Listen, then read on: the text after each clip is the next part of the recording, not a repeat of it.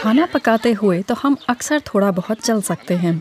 जरा सा ध्यान भटका और कोई गर्म बर्तन छू जाता है। यहाँ बहुत ही छोटा हिस्सा जला है, इससे छोटा छाला पड़ेगा। बेहतर यही होगा कि इसे फोड़ा ना जाए, बल्कि इसे थोड़ा ठंडा करें, इस पर क्रीम लगाएं, फिर ये खुद ही ठीक हो जाएगा।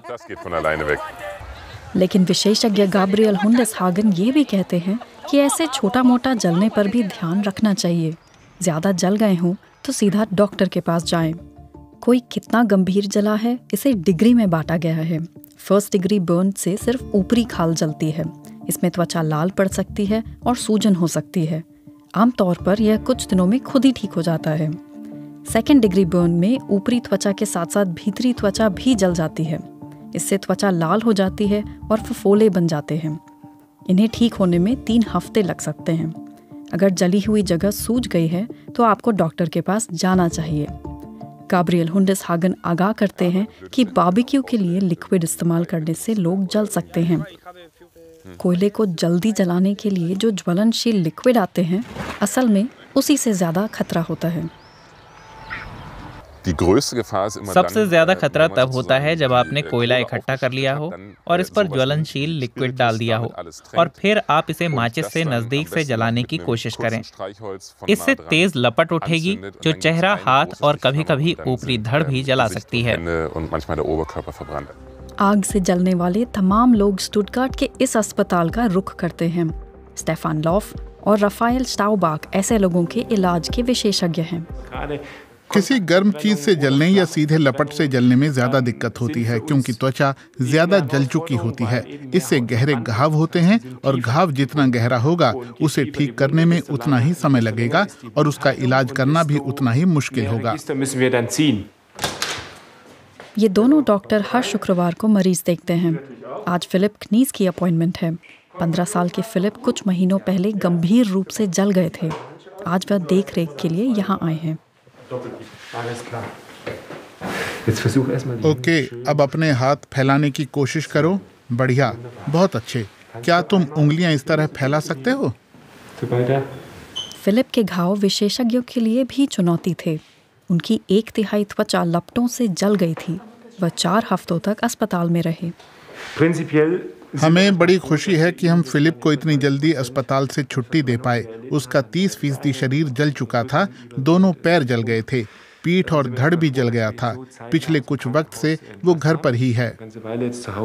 फिलिप सेकेंड डिग्री बर्न के गंभीर शिकार बने थे। इसका असर बहुत सारी खाल पर पड़ा था। इस तरह जलने से त्वचा का रंग बदल जाता है और यह सफेद भूरे रंग की हो जाती है। फिलिप के कुछ अंग 3rd डिग्री बर्न के शिकार भी हुए थे, जिसका मतलब है कि आग उनकी त्वचा के बिल्कुल भीतरी परतों तक पहुंच गई थी। फिलिप के निचले शरीर की त्वचा बुरी तरह जल गई थी। डॉक्टरों ने उनका 14 बार ऑपरेशन किया। कई जगहों पर उनकी ऊपरी शरीर की खाल लेकर लगानी पड़ी।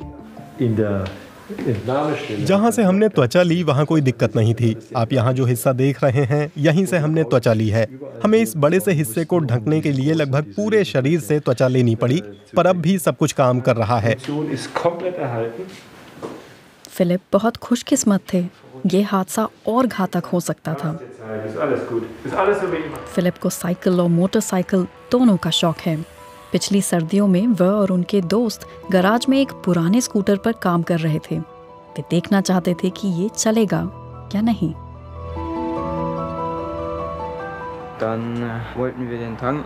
हमने एक फ्यूल कैन से उसमें ईंधन डाला।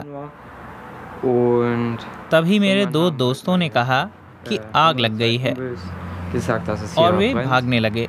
मैं फ्यूल कैन पकड़े हुए था। मैं उसे बाहर ले जाना चाहता था, लेकिन मैंने उसे फर्श पर ही गिरा दिया।